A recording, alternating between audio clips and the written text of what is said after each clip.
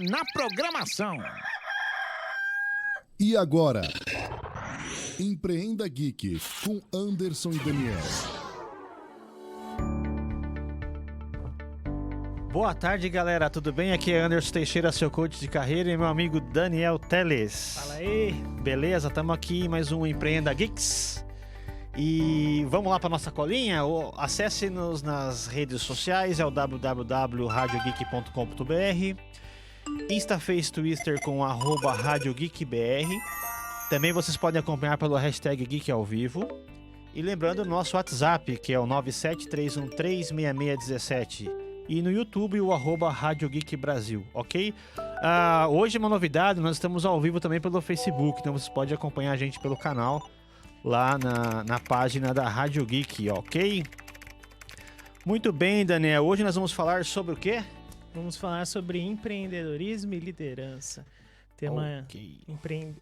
de empreendedorismo e liderança aí que está extremamente forte, né? O pessoal as empresas têm investido muito também em liderança, principalmente, porque é um tema que está em alta e, convenhamos, precisa. Bom, a gente sempre, trabalhando com organizações, com consultoria, a gente sempre vivenciou essa questão de desenvolver a liderança.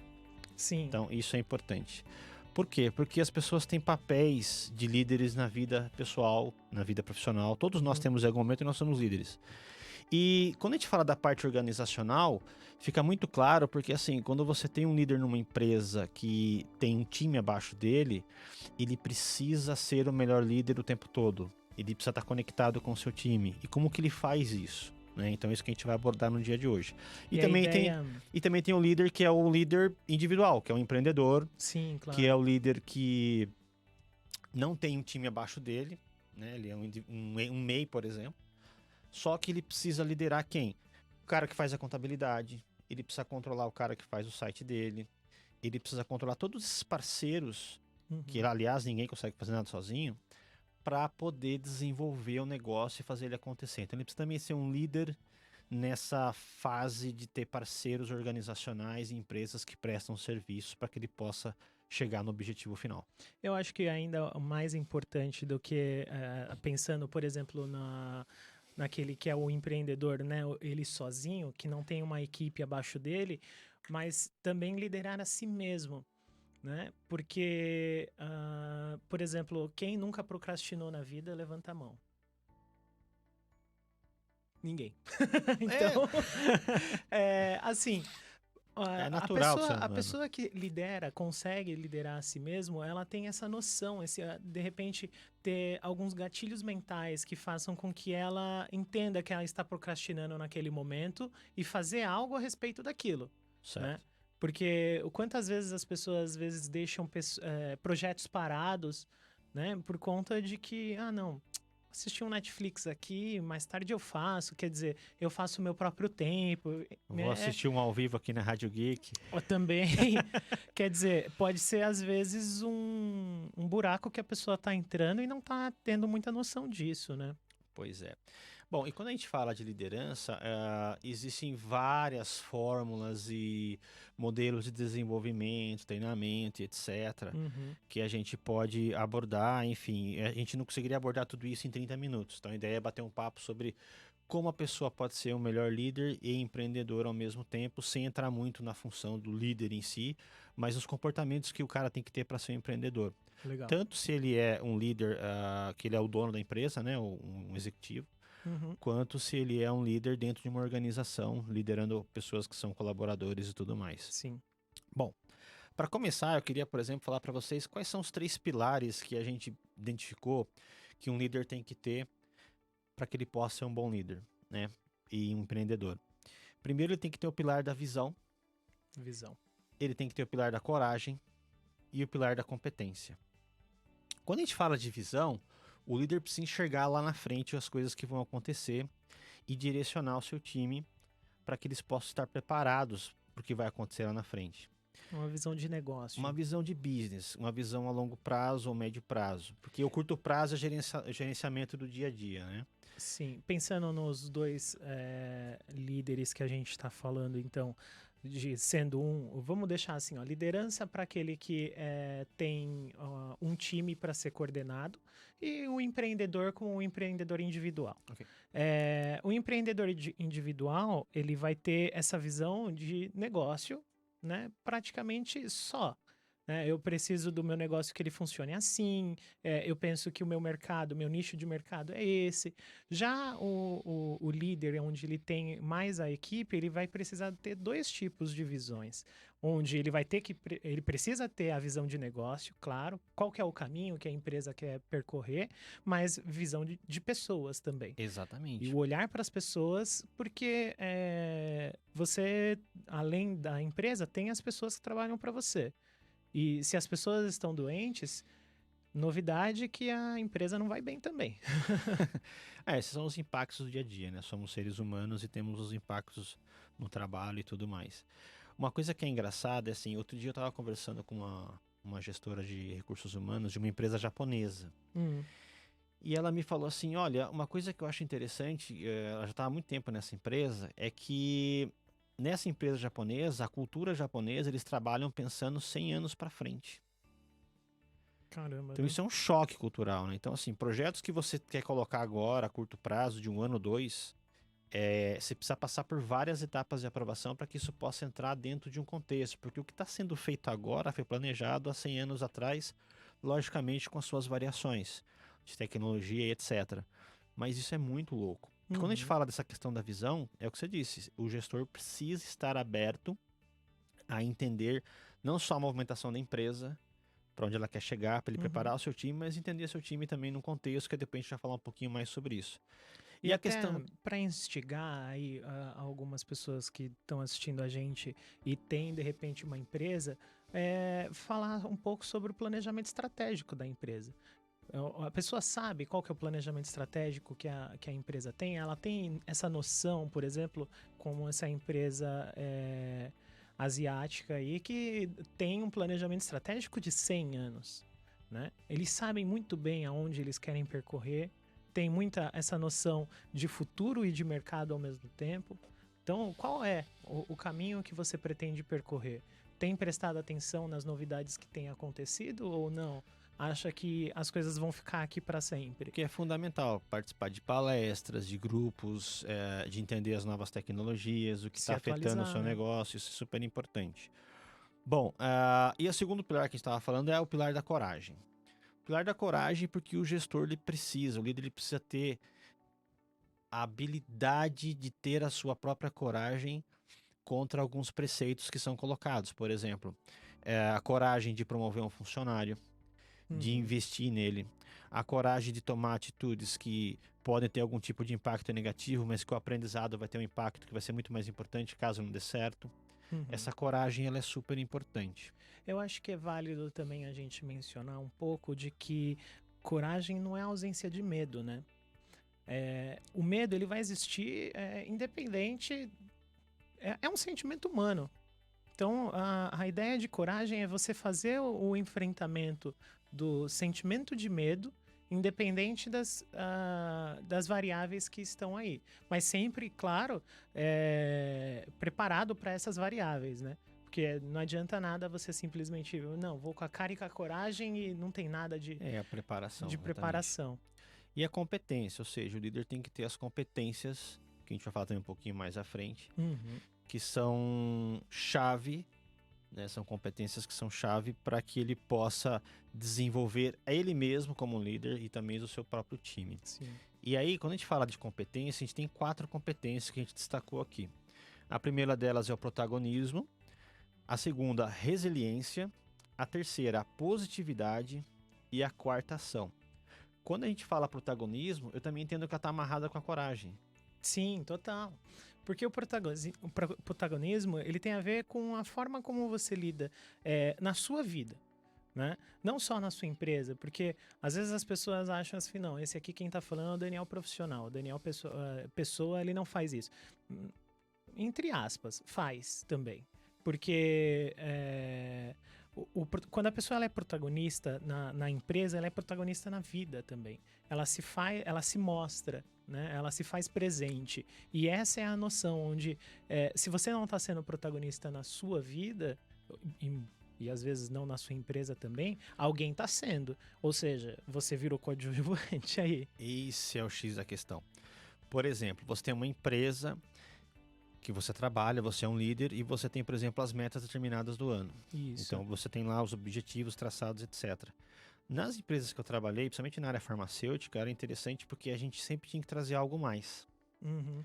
Então, assim, o que eu posso fazer de novo que eu posso agregar?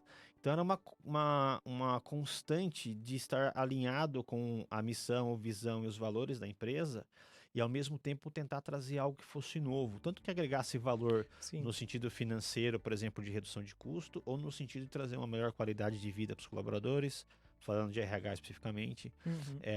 ou trazer um projeto que impactasse a área de maneira mais efetiva. Então sempre tinha esse desafio. O que eu vou trazer de novo? O que a gente vai fazer que vai ser uma evolução e que vai ser legal? Então isso também tinha muito a ver com a questão do protagonismo. Sim. Às vezes o protagonismo ele tá junto com a cultura organizacional. Quer dizer, isso que você está falando é muito de cada funcionário compartilhar dessa mesma ideia, onde não, eu vou trazer um pouco de inovação, eu preciso trazer algo que seja diferente, ousado talvez, né? Mesmo que a ideia de repente não vai mais para frente, mas eu trouxe, né? Uhum. Então começou a fazer parte da cultura e isso é sempre muito bom. Não, é Muito bom. bacana porque você está sempre também fazendo algo novo, né? Isso Uhum. motiva as pessoas para não sair Sim. daquela burocracia, daquela Não fica mesmice. mais do mesmo, né? Exatamente. E também isso faz com que as pessoas consigam crescer, Sim. no sentido de desenvolver novas competências e sair da caixa, né?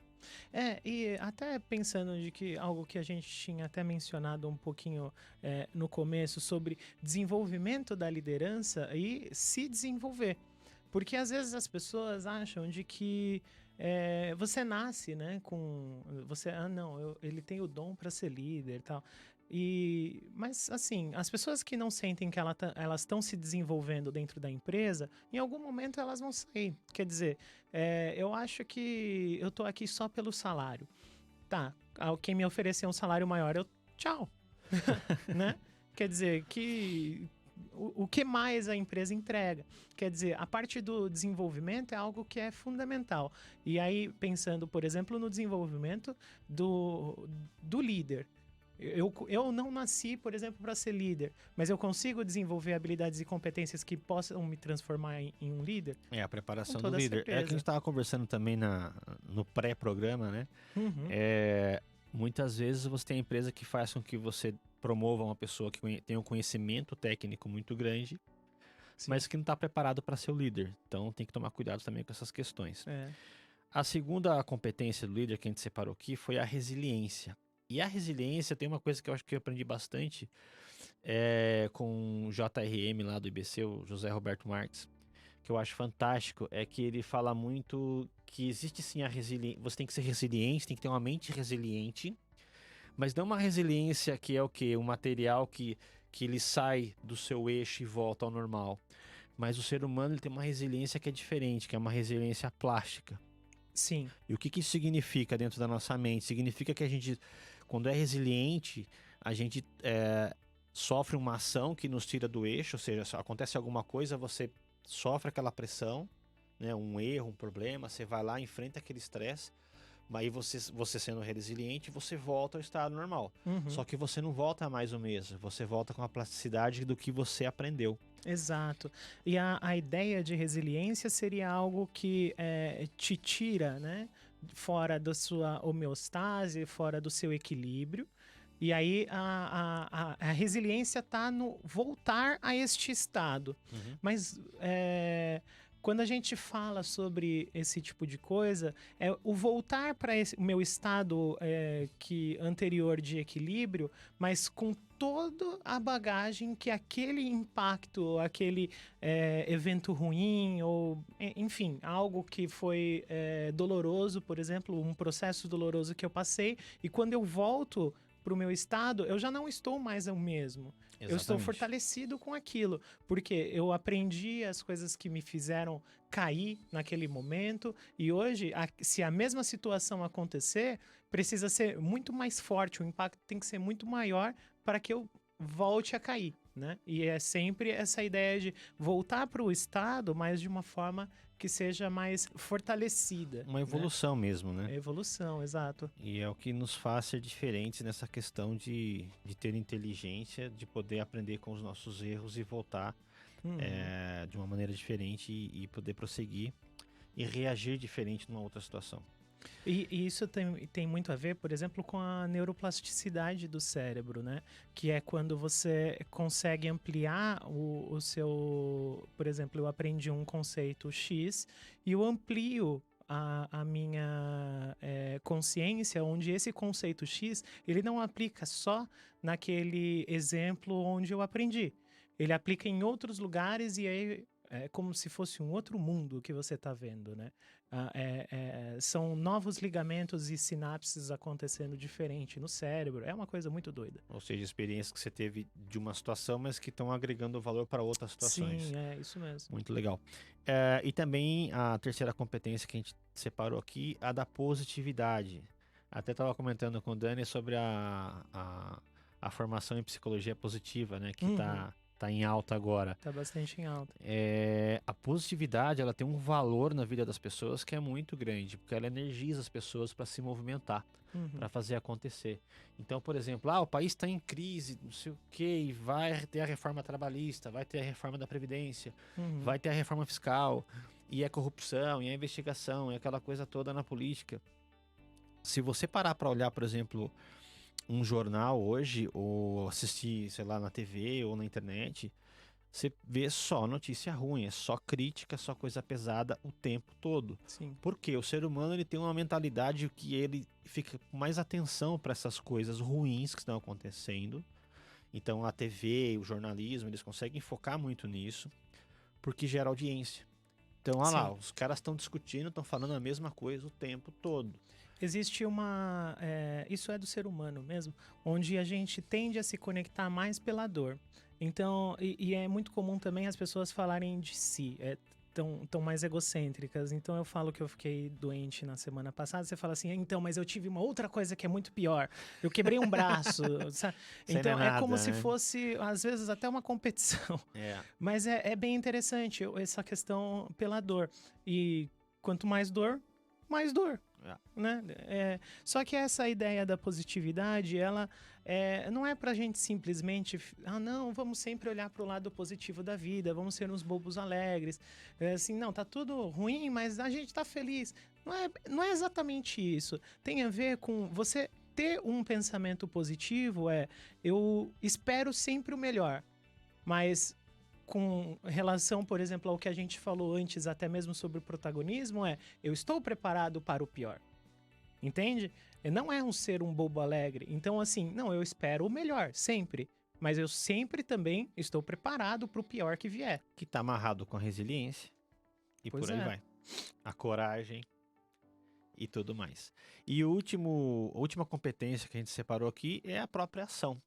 Ação. Ou seja, o líder ele tem que ter ação, ele tem que estar em movimento e ele tem que engajar o seu time para sempre estar em movimento junto com ele, né? Uhum. Então isso também é uma coisa que a gente estava destacando aqui, porque o líder que ele fica apenas esperando as coisas acontecerem para depois ele reagir, é um líder que está fadado ao fracasso.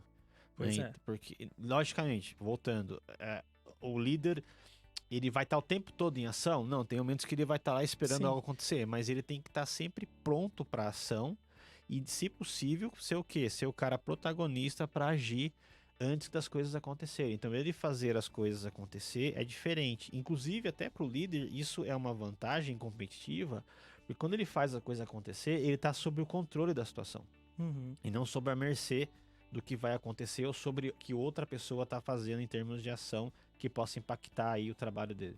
Porque quando a gente estava falando, por exemplo, planejamento estratégico em termos de empresa, tem gente que faz planejamento de vida. E é normal. Normal assim, tem pessoas mais evoluídas. Eu, particularmente, não tenho essa questão, mas tem gente que tem um planejamento de vida. Mas é interessante quando você pensa, poxa, eu tenho tudo isso, né, de um planejamento de vida, eu tenho tudo isso de um planejamento estratégico, belíssimo. Legal, o que você está fazendo hoje? Nada. Poxa, que resultado você espera? Como Você assim, tem um né? planejamento belíssimo, quer dizer, no papel tá perfeito. E na ação, como que Mãos tá às indo? o- mãos à Porque obra. no papel e na realidade sempre tem um contrapasso. Querendo ou não, tem um contrapasso. Porque no papel, às vezes, você não colocou algumas variáveis que vão acontecer quando você tá ali no mercado de trabalho ou na vida, enfim, vai acontecer. Só que nem sempre a gente consegue se preparar para determinadas coisas. Só que se você não parte para ação, não tem como ter resultado. É Né? muito complicado. Bom, e uma outra coisa também que a gente trouxe para debater, Dani, foi aquela questão que a gente levantou da função P mais P igual a R. Ah, sim, o E- modelo PPR. Então, o que que acontece? O modelo PPR, o que que ele significa, né? O primeiro P significa processos. Uhum. Toda empresa trabalha com processos, né? Todo mundo Processos trabalha com processos. inteligentes, né? É. Isso E é nem bem todos, importante. Porque E tem gente que tem empresa que tem processo, mas você fala assim, nossa, mas é um processo burocrático não é isso o aqui. processo trabalhista, não é é o processo interno de trabalho. Você vai Sim, fazer uma produção, você tem um processo para produzir um produto. Você vai trabalhar dentro do escritório, tem um processo para você fazer os trabalhos e tudo mais. exato. E o segundo P são pessoas. Ou seja, nada acontece sem as pessoas. Então, os processos só acontecem por pessoas. E os processos são feitos por quem? Por pessoas. Então, Pessoa- esse é o segundo P. E o E as R, que é o. pessoas, claro, tem que estar engajadas. Exatamente. E o R é o quê? O R é o resultado. Então, o líder precisa entender disso para ter o conceito na cabeça dele. Por exemplo, se acontece algum problema, onde está o erro? Ou está no processo, ou está na pessoa, né? Sim. Para chegar no resultado. Então, isso é uma clareza que ele precisa ter também. E aí, o que eu acho bem engraçado é que, assim, muitos líderes acabam enxergando o erro de algo que aconteceu Uhum. e foca muito nas pessoas. Ah, você fez errado. Né? Aquele líder mais É. burocrata ou o old school, né? Como a gente chama. Uhum. Então, assim, Autoritário, né? então, esse tipo de comportamento já não tem mais sentido. E aí, o que é engraçado é que se você parar para pensar, o líder hoje, que é um líder que está conectado com as questões atuais e que é um líder que tem esse papel moderno de liderança, ele primeiro vai investigar para depois fazer a análise e entender onde que está o erro. Uhum. Outro dia até vi uma charge acho que foi no Facebook ou no LinkedIn, não me recordo, que tinha vários desenhos assim, esse é o líder antigo, esse é o líder que é o líder mesmo, né? O Uhum. líder atual, um O líder que... chefe e o líder. Isso, o chefe e o líder, ótimo. E aí assim, o cara fez errado, é o líder acusador. Aí você pega o chefe acusador, aí você pega o líder, que é o líder moderno, ele olha pro cara que errou, ele ajuda o cara a se reerguer e ainda ensina ele como fazer o correto para que ele possa aprender. Uhum. E aí ele, como líder, ele se vende muito melhor também pro mercado. Sim. Isso é muito, muito interessante falar, porque eu já vi lideranças que saem, ficam desempregados, e aí eles pedem indicação dos colaboradores, e os colaboradores se sentem até constrangidos de indicar aquele líder pro mercado. Não entrega, né? Então assim, é um negócio muito complicado. Então ser um líder atual, é um líder que desenvolve pessoas e que enxerga o erro como uma possibilidade de aprendizado efetivo e como reagir àquilo, são líderes que são mais propensos a ter uma recolocação, por exemplo, muito mais efetiva e a desenvolver uma carreira muito mais Sim. de progressão e de sucesso. Uhum. Bom, e a gente também destacou algumas coisas que são importantes que envolvem a performance do líder, né? Como que o líder pode melhorar a tua performance? Sim. Bom, a primeira coisa que a gente destacou aqui com relação à performance é que o líder precisa ter o autoconhecimento. O que é o autoconhecimento que a gente tanto prega, né? Principalmente os coaches. O pessoal fala assim, eu me conheço muito bem, mas você conhece aquilo Mentira. que... Eu protesto logo aqui. Mentira. Você se conhece no sentido de falar assim, por exemplo, você vai fazer uma entrevista, todo mundo fica nessa. Quais são os seus pontos de desenvolvimento? Os famosos pontos fracos, né? A pessoa já começa a falar assim, bom, eu sou muito perfeccionista. Eu sou uma pessoa muito ansiosa. Esses são os campeões de Ou então resposta da entrevista. o o criterioso com o horário. Nossa, eu sempre chego muito no horário dentro da É, empresa. ou eu sempre entrego mais, enfim, sempre tem algumas coisas que são meio que clichês. Esses são os pontos de melhoria, inclusive. É, Né? Você fala assim, inclusive- poxa, o cara, meu Deus do céu, hein? Então, e aí, o que eu falo para meus clientes é assim, tá, você não sabe quais são os seus pontos de melhoria. Então, tem duas coisas que você pode fazer. Primeiro, perguntar para uma pessoa que convive com você, o que, que você acha que eu posso fazer de melhor? Sei lá, pro seu cônjuge, pro seu pai, pra sua mãe, enfim. Eles sempre vão falar, eu acho que você precisa melhorar nisso. Então, ele tem uma visão diferente que talvez você não esteja enxergando. Uhum. Isso é importante. E, logicamente, uma outra situação que seja muito mais profissional e adequada é que ele faça um assessment comportamental, um teste DISC, por exemplo. Sim. O assessment, por exemplo, o coach, o Anderson aqui faz muito bem, porque os processos de coaching de carreira e até Eles se mesmo iniciam outros com assessment, processos, exatamente. a gente sempre inicia com assessment. E eu também, né? Eu também faço. Eu também faço o assessment. Tem mais coisas que a gente preparou também em relação a essas dicas de performance, que eu não me lembro agora de cabeça, mas dá uma olhada aí. Bom, assim, nós temos outras questões que são evidenciadas, que estão voltadas para a melhoria da performance do líder, que é fazer um processo de coaching, então tá conectado com assessment, por exemplo, Sim. que faz sentido. Então, Psicoterapia também vai bem nesse psicoterapia, sentido, business porque tudo coach, que etc. tange ao autoconhecimento, ele é válido. Exato. Né? Temos também a parte de treinamentos, liderança, consultoria, né? Então tem todo um foco específico para desenvolver competências e habilidades para que ele possa treinar isso. Porque Uhum. se fala-se muito de treinamento, onde você vai lá, faz um treinamento, está tudo certo, mas você tem que treinar e colocar aquilo em prática para que aquele Sim. aprendizado seja efetivo. Os treinamentos que eu conduzo, esse é um dos pontos principais que eu faço para as pessoas para quem eu tô dando, né, esse treinamento. Que, olha, não adianta nada eu mostrar isso aqui para vocês e vocês falarem assim, pô, legal, e coloca o livrinho na estante. Gente, tem que ler. Tem que colocar em prática. É ação. Não é só ler, né? Entendeu? Não tem como assim, beleza, eu aprendi lá num curso há tantos anos atrás sobre feedback e nunca coloquei em prática o meu feedback. E aí? Não aprendeu.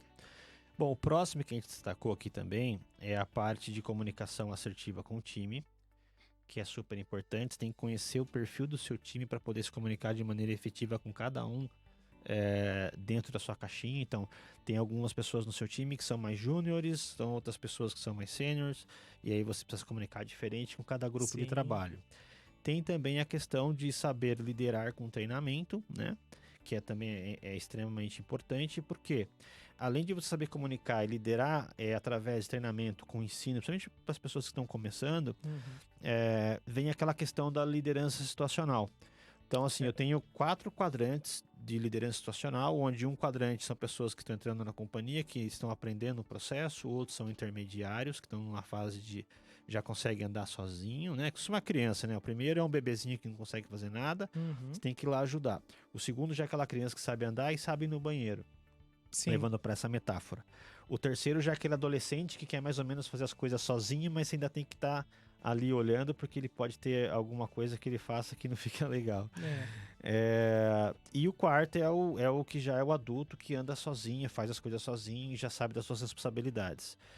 Independente dessas situações que a gente colocou, elas também não são a verdade absoluta, porque em algum momento o cara que é sênior, ele pode estar no momento de júnior. Então por isso que se chama situacional, ele precisa direcionar. Mesmo o cara que é sênior, ele pode estar no momento de trabalhar num projeto que ele passa a ser uma pessoa júnior e precisa de ajuda para poder caminhar. Claro. E chegamos no final do programa. Por incrível que pareça, já foram os acabou. 30 minutos. Acho que conseguimos abordar um tema bem bacana, mas Sim. que também tem pontos que a gente pode explorar muito mais. E para isso a gente pode também... vocês podem nos acessar nas nossas redes sociais. O meu Instagram é o Anderson T Coach.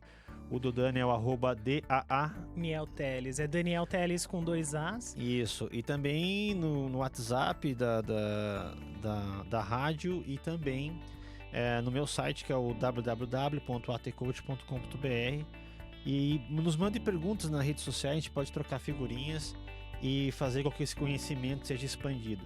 Para quem tem dúvidas, por exemplo, sobre uma consultoria empresarial, que é o meu caso, né, que eu faço, manda lá alguma coisa pelo Instagram ou até mesmo aqui pelo WhatsApp da rádio, a gente manda as respostas e de repente pode até fazer um programa sobre isso, né? Exatamente. Com as perguntas sobre do temas pessoal. focados, exatamente.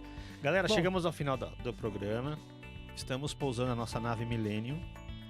Lembrando, acesse as nossas redes sociais na radiogeek.com.br, Insta, Face, Twitter com @radiogeekbr, também na hashtag Geek ao Vivo. Agora estamos também ao vivo no Facebook, tá? Bem bacana, na página da rádio. E o WhatsApp que é 973136617. E no YouTube, @Rádio Geek Brasil.